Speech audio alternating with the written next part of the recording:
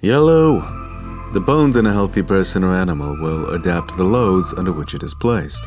If loading on a particular bone increases, the bone will remodel itself over time to become stronger to resist that sort of loading. That is the essence of Muay Thai fighters microfracturing their shins, which in turn places calcium deposits over damaged bone. But beyond that, running, weight training, placing a load upon your body one way or another will transform not just your muscles but your bones to become thicker, denser. It's what someone who takes artificial testosterone intuitively looks so unnatural to us. Their muscles have grown so dramatically, but the rest of their infrastructure is not caught up. But now, with this established, Justin Gaethje is an anomaly. His body is phenomenally durable, which is testified to by stop.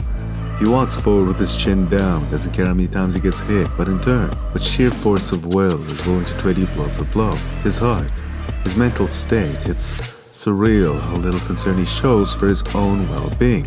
A wrestler-based, two-time Arizona State champion and NCAA Division I All-American, he was contesting Edson Barboza, an actual Muay Thai-based fighter's low kicks and coming out on the winning end. It's as if, through sheer force of will, genetic aptitude alongside perhaps even his copper mining heritage, he has developed a body far more durable, resilient than his competitors. One thing about wrestlers, they all have this mental edge to them. The craft either breaks you or you come out with this mindset that's just willing to endure an endless amount of pain.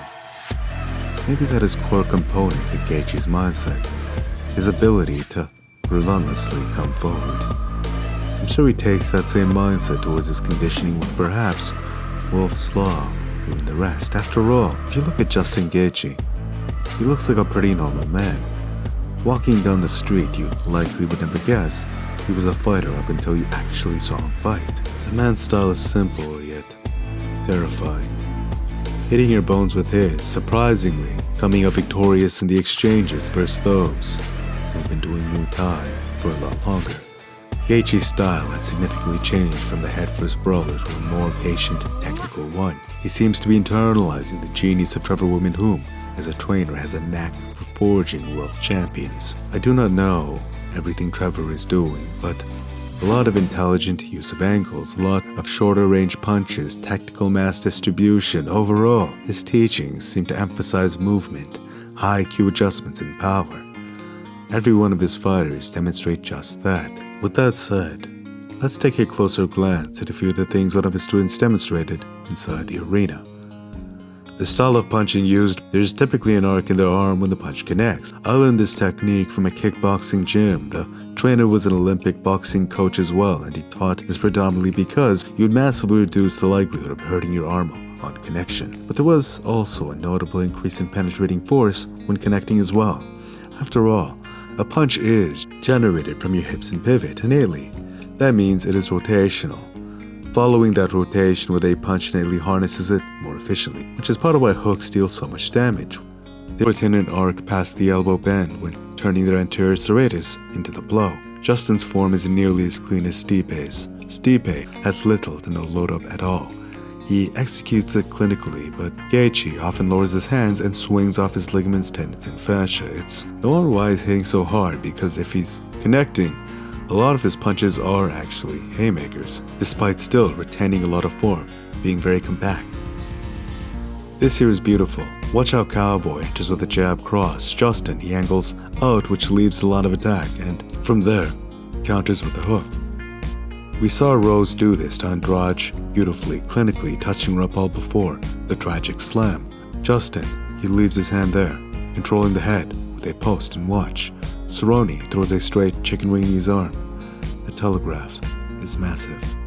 Justin Gaethje sees it a mile away, pulls the space, then boom! Donald is rocked. Look at the arc in his arm.